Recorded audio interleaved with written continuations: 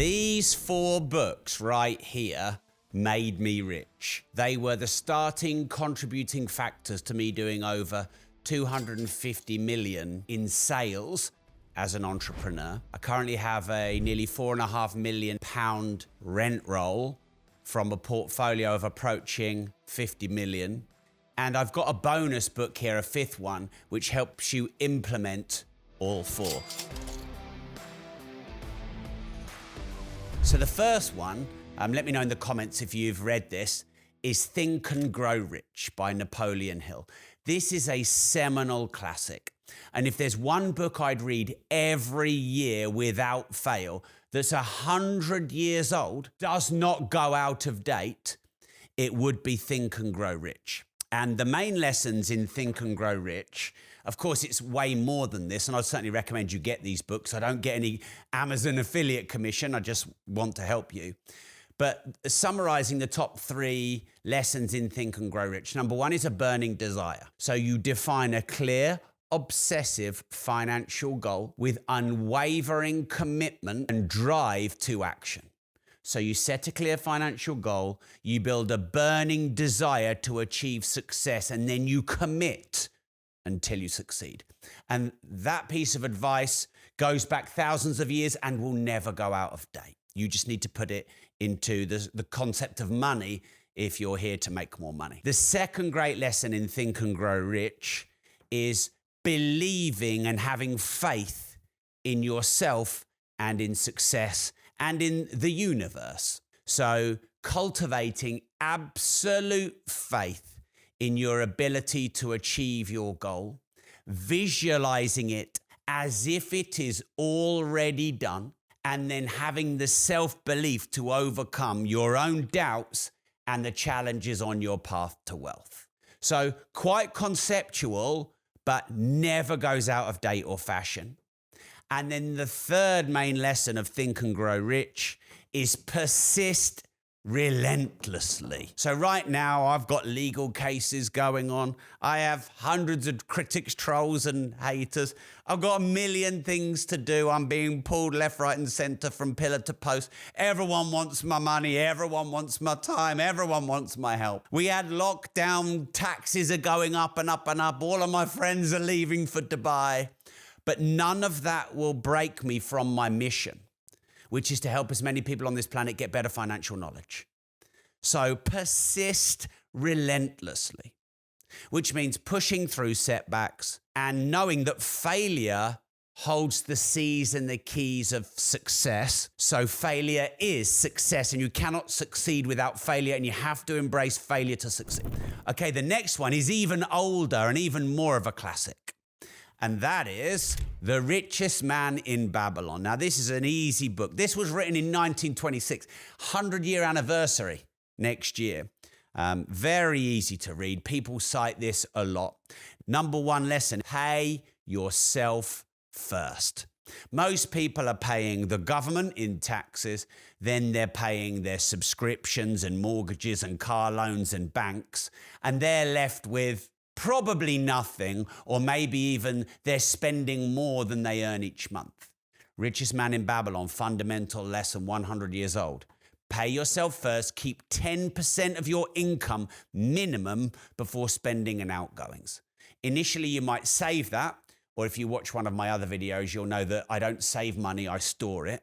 But you save or store 10% minimum of your money. And you can end up getting rich on that through compounding, even if that's not a huge amount of money each week or each month, depending on how often you get paid. Okay, then the second fundamental lesson of Richest Man in Babylon is invest wisely. So consumerism and society teaches you or triggers your emotions to spend, to experience, to consume. You cannot get rich spending. You cannot get rich saving. This is what you have been told by the system. The only way you can get rich is by investing. So you take the 10% or more of the money, you don't save it, you invest it into safe, profitable ventures that multiply.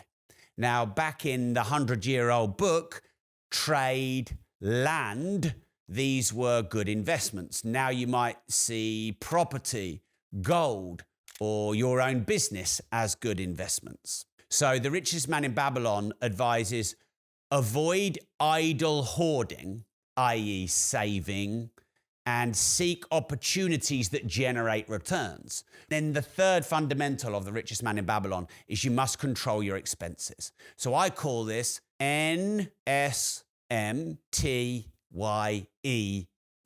Never spend more than you earn ever. And consumerism teaches you, put the pair of trainers for your kids on a credit card. Do you know now you can even use Klarna and DoorDash and you can get into debt for takeaways, which is ridiculous. Don't get into debt in takeaways. Don't earn $3,000 a month and spend 3.5. Never spend more than you earn, which means controlling your expenses. So, for example, my advice to the government is instead of trying to tax the rich more and end up not getting any more tax because they all leave, why don't you just cut the government expenses by 10%? Government expenditure cut by 10% would liberate $120 billion. Anyone can cut their expenses to 10% or 15%. A company could cut your expenses 10 or 15%, just being, a little bit ruthless and decisive. An individual can cut your expenses 10 or 15%. Anyone can do that. Okay, then the third book. This is an absolute classic. Most of you have probably read this, the top finance book of all time. I couldn't do any content on books without talking about Rich Dad, Poor Dad. Now, I know Robert Kiyosaki. He's been on my show, Disruptors. And it is the best-selling finance book of all time, over 40 million copies. And this is an updated version. So the main lessons in Rich Dad, Poor Dad. So first is financial literacy. You're taught English language in the UK, and you're often taught it as a second language abroad. So you're taught literacy of language, and you're taught maths, but you're not taught financial literacy. Assets, liabilities, balance sheet, cash flows, taxes, etc. And you're not taught this at school. This is why I have my money school. My money school teaches all the things about money that school doesn't teach to help as many people on this planet get better financial knowledge. And Robert Kiyosaki was the first person that taught me 20 years ago to this day, so thank you, Robert, that you need to teach yourself financial literacy because the school system doesn't teach you it. It's programmed in an industrial age to create laborers. But we're in a modern world now and we're not in the industrial age anymore. The second lesson is minding your own business, which means prioritizing personal wealth building and learning personal finance. So my money school is designed to help you learn how to build personal financial wealth. And at school, you're not taught personal finances or personal wealth. Economics might teach you some general theories from theorists, maybe even Marxist type theories. Maybe you'll learn some capitalism. But school doesn't actually teach you how to mind your own money. For example, it teaches you more about employment rather than running a business. It teaches you about the day job rather than investing in assets to become financially independent. If I could say there's one lesson that I could attribute to tens or hundreds of millions in cash flow, revenue, sales, profits, assets, is understanding the difference between an asset and a liability and only using debt for assets and never get into debt for liabilities. But if you want to be rich, you have to invest. And if you start with not much money, which most people start with not much money, you have to create some leverage. So you create good debt. So good debt versus bad debt is a huge thing that people remember about Rich Dad, Poor Dad. And bad debt is car loans, although it can be good debt in an LLC or an LLP. Bad debt is definitely going on holidays on your credit card or putting credit cards on what Robert Kiyosaki calls doodads, depreciating liabilities. So you have to know the difference between an asset and a liability. So I used to be broke because I was borrowing from the banks. Then I got rich because I was borrowing from the banks. So it's the same thing. It's just I'm using the banks as leverage to get rich rather than them using me as leverage to get rich. And then we've got one more and then a bonus. Now, I have to admit, I wrote this one.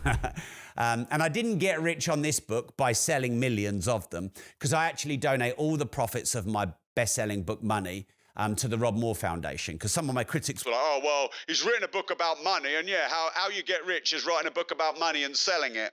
No, but this is one of the most comprehensive, detailed encyclopedia books on money ever written. And that's not a brag. So the first fundamental lesson of money is that to create value is the way to get rich. If you want to attract wealth, you need to be it before you see it. If you want to attract investment, you need to be investable. If you want to attract clients, you need to have a product or service that's useful, or you need to have a solution to their problems. So wealth flows from consumers to producers, from those who offer lower value to those who offer higher value. And it flows when you serve others, money flows to you. And if you've got meaningful solutions and you scale that, you solve meaningful problems, you innovate and evolve, then you become rich. You can't not become rich.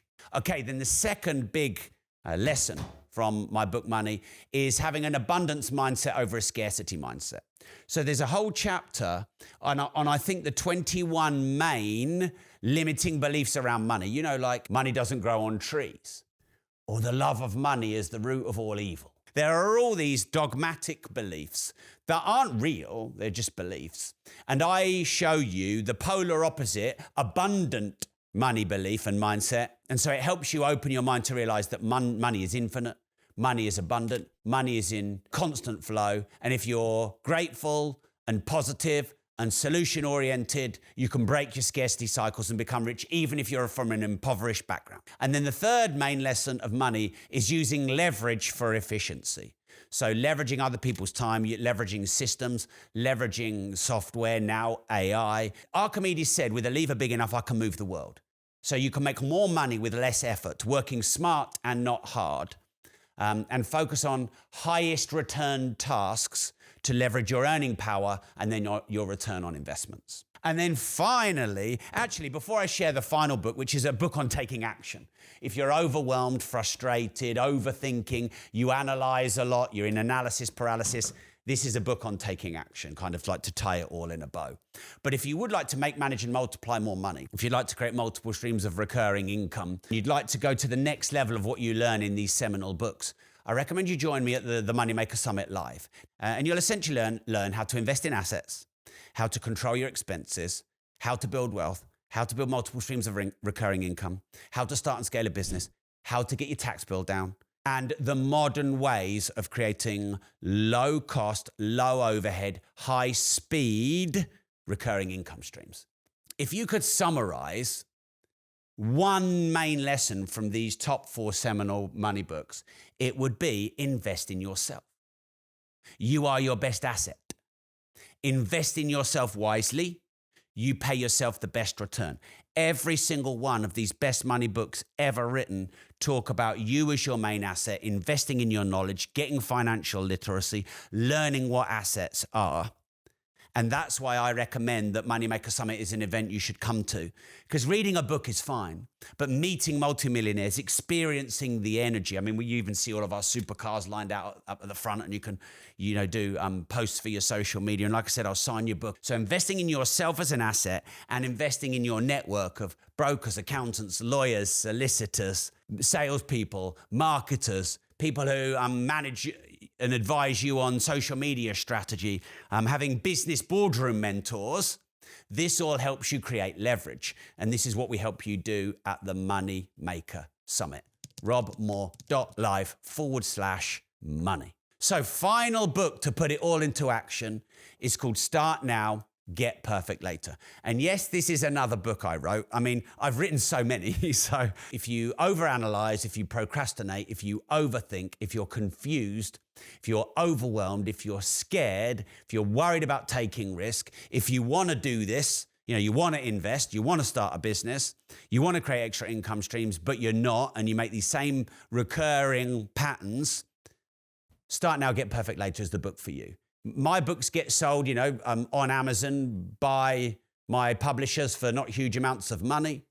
This book is designed such that you can open a chapter, think big, but start small. Research, test, review, tweak, repeat. So each chapter is like 2 pages, a quick action. So it's designed to, I'm overwhelmed and procrastinating.